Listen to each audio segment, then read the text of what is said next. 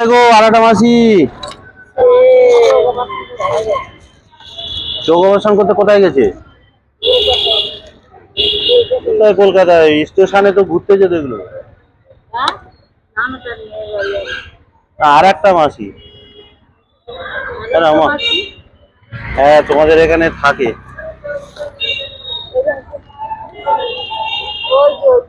এলে এলে চেনা যাবে, এলে দেখা যাবে। হ্যাঁ মা, হ্যাঁ মা।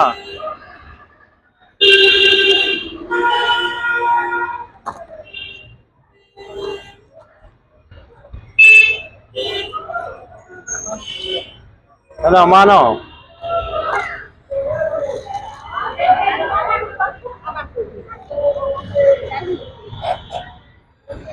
বলছি ওমা, তোমাদের মধ্যে যদি কারো শরীর খারাপ করে, জ্বর সর্দি কাশি বা কোনো যদি সমস্যা হয়, আমাদের একটা ল্যাব আছে কাকদ্বীপ পুরানো হসপিটালে গেটের সামনে, শিবাজি সংঘ দাসপাড়া শিবাজি সংঘ ক্লাব, তার সামনেই আছে কাকদ্বীপ অর্থোপেডিক সেন্টার।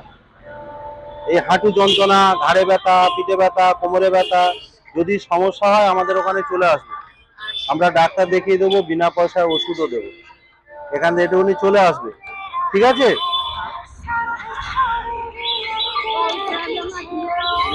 কি মা, কি বলছি? ও আর একজনকে দেওয়ার কথা বলছো? বাপ নেই, বাড়িতে নাতি আছে, না ধরো। হ্যাঁ নাও ধরো, বাচ্চাকে দিয়ে দেবে তাহলে। হ্যাঁ নাও, হ্যাঁ যাও, ঠিক আছে। হ্যাঁ হ্যাঁ।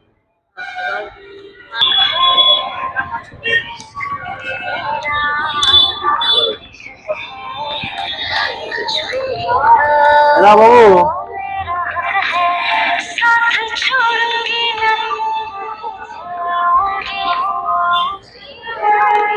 বাড়ি কোথায় বাবা?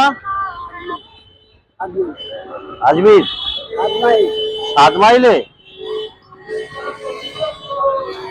না বাবা,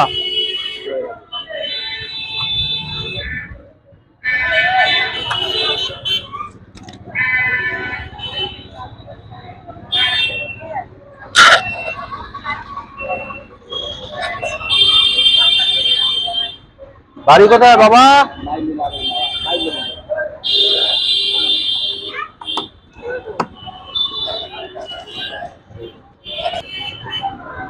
কলা দিয়েছি বাবা।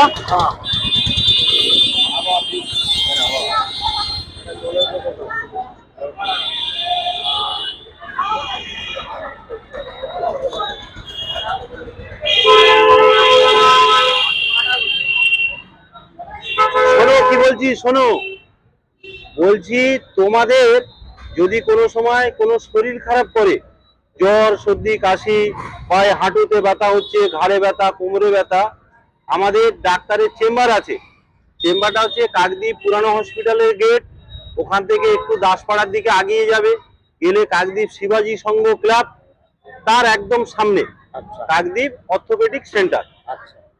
তো ওখানে চলে আসবে, কোমরে ব্যথা, গাঁটে গাঁটে যন্ত্রণা, হাঁটুর ব্যথা, ওখানে আমাদের ডক্টর জয়দীপ মন্ডল বসে। পয়সা কড়ি লাগবে না, লোককে জিজ্ঞেস করলে বলে দেবে, পয়সা কড়ি লাগবে না, বিনা পয়সায় দেখিয়ে দেবো, ওষুধপত্র দেবো। আর একজন ডাক্তারবাবু আমাদের আছে, তিনি হচ্ছেন প্রাক্তন কলিঙ্গ হসপিটালের ডাক্তার, ডক্টর দেবাশিস নাথ।